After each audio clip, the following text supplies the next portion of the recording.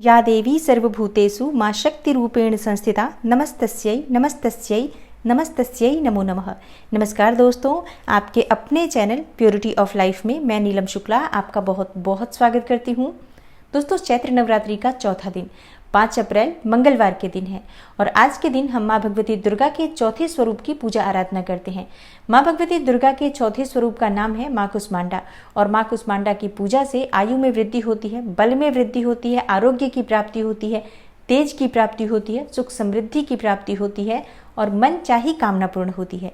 तो बहुत ही महत्वपूर्ण होती है नवरात्रि के चौथे दिन की पूजा। और आज की वीडियो में मैं आपसे शेयर करने वाली हूँ कि नवरात्रि के चौथे दिन हम माँ कुष्मांडा की पूजा किस प्रकार से करें, पूजा की विधि क्या होगी, किस मंत्र का आज हमें जप करना चाहिए, माँ कुष्मांडा का प्रिय पुष्प क्या है जो आज के दिन हमें जरूर अर्पित करना चाहिए और आज हमें कौन सा भोग माँ को अर्पित करने से मन चाही कामना के पूर्ण होने का आशीर्वाद प्राप्त होगा। आज किस रंग के वस्त्र धारण करके हमें माँ की पूजा आराधना करनी है, माँ कुष्मांडा का बीज मंत्र क्या है और किस मंत्र से आज हमें माँ का ध्यान करना चाहिए, आज कौन से विशेष उपाय करने से माँ का आशीर्वाद हमें प्राप्त होगा और माँ दुर्गा के चौथे स्वरूप माँ कुष्मांडा की उत्पत्ति की कथा क्या है, ये संपूर्ण जानकारी आपको आज की वीडियो में मैं शेयर करने वाली हूँ।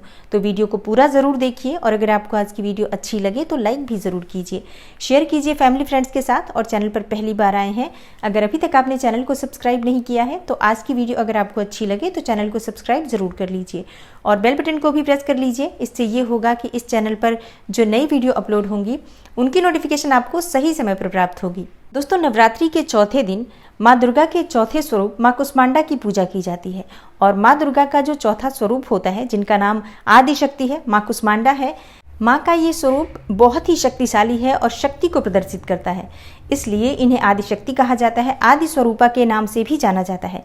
दोस्तों, पौराणिक कथाओं के अनुसार माँ कुष्मांडा ने अपनी मंद मुस्कान से इस ब्रह्मांड की रचना की थी।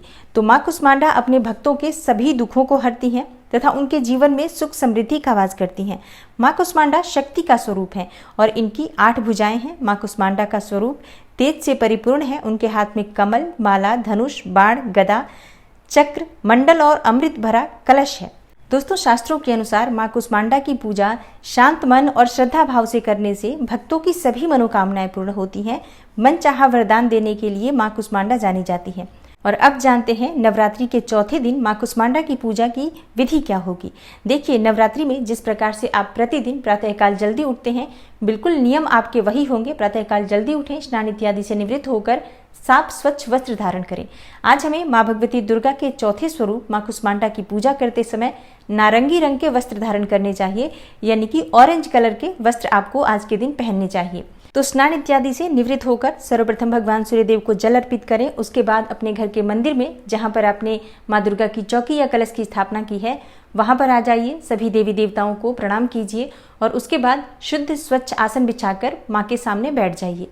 सबसे पहले अपने ऊपर थोड़ा जल छिड़क लीजिए, आसन के ऊपर जल छिड़क लीजिए और अपने आसपास जो स्थल है जहाँ पर आप पूजा कर रहे हैं उस पूजा स्थल पर चारों तरफ गंगा जल से छिड़काव कर लीजिए। इससे जगह शुद्ध हो जाती है, मतलब स्थान की पवित्रता बहुत आवश्यक है जब हम पूजा करते हैं तो। और इसके बाद आपको अपने सामने शुद्ध घी का एक दीपक प्रज्वलित करना है। सर्वप्रथम कलश और गणेश जी का पूजन करें, माँ दुर्गा का पूजन करें। उसके बाद अपने हाथ में अक्षत और पुष्प लेकर माँ कुष्मांडा का ध्यान कीजिए। अगर आपके पास माँ कुष्मांडा की मूर्ति या प्रतिमा है तो माँ दुर्गा के पास ही आप उस मूर्ति या प्रतिमा को स्थापित कर सकते हैं। लेकिन अगर आपके पास माँ कुष्मांडा की मूर्ति या प्रतिमा नहीं है तो ऐसे में आप माँ दुर्गा की मूर्ति या प्रतिमा जो आपने स्थापित की है उसमें ही आप माँ भगवती दुर्गा के चौथे स्वरूप माँ कुष्मांडा का ध्यान कर सकते हैं। माँ कुष्मांडा का ध्यान करते हुए आप माँ की पूजा विधि विधान से करिए। जैसे कि अगर आप षोडशोपचार पूजा करना चाहते हैं, पंचोपचार पूजा करना चाहते हैं, धूप, दीप, गंध, अक्षत ये सभी वस्तुएं माँ को अर्पित कीजिए, पुष्प अर्पित कीजिए और माँ को भोग अर्पित कीजिए। आज के दिन हमें कौन सा पुष्प माँ को अर्पित करना चाहिए? देखिए, नवरात्रि के चौथे दिन माँ कुष्मांडा को लाल पुष्प अर्पित करना चाहिए। तो अगर आपके पास गुड़हल का पुष्प है तो गुड़हल का पुष्प भी अर्पित कर सकते हैं या फिर आप गुलाब का पुष्प अर्पित कर सकते हैं। और आज के दिन माँ को भोग क्या अर्पित करना चाहिए? देखिए, माँ कुष्मांडा का जो प्रिय भोग है मालपुए का भोग है। तो अगर आप मालपुए का भोग अर्पित करते हैं अत्यंत ही श्रेष्ठ होगा, नहीं तो आप हलवे का भोग भी लगा सकते हैं। आज के दिन माँ को हरी इलायची और सौंफ अर्पित करने से मन की समस्त कामनाएं पूर्ण होती हैं। तो जब आप माँ को ये भोग अर्पित करते हैं और पूजा पूर्ण होने के बाद परिवार के सभी सदस्य प्रसाद स्वरूप इसे ग्रहण करते हैं तो उनके जीवन में सुख समृद्धि की भी प्राप्ति होती है, आरोग्य की भी प्राप्ति होती है, आयु में भी वृद्धि होती है और बल में भी वृद्धि होती है।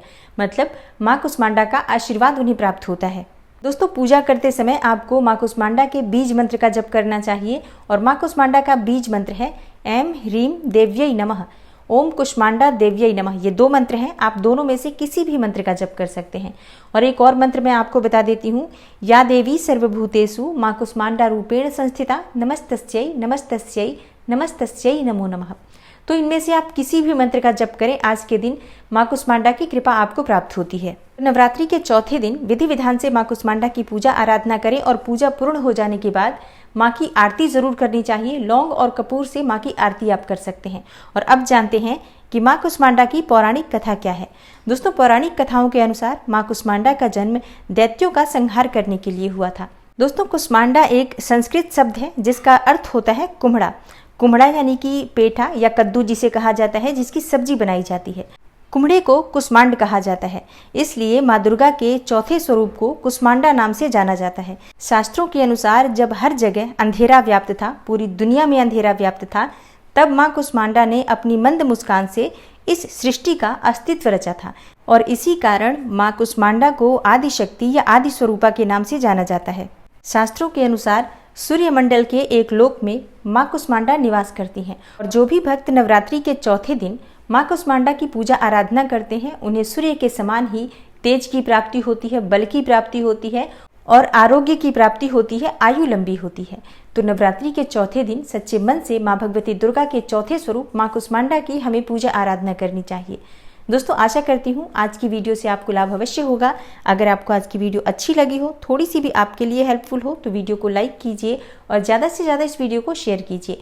चैनल पर पहली बार आए हैं, अगर अभी तक आपने चैनल को सब्सक्राइब नहीं किया है, तो आज की वीडियो अगर आपको अच्छी लगे तो चैनल को सब्सक्राइब जरूर कर लीजिए और बेल बटन को भी प्रेस कर लीजिए। इससे ये होगा कि इस चैनल पर जो नई वीडियो अपलोड होंगी उनकी नोटिफिकेशन आपको सही समय पर प्राप्त होगी। मैं मिलती हूँ आपसे अगली वीडियो में, तब तक के लिए नमस्कार।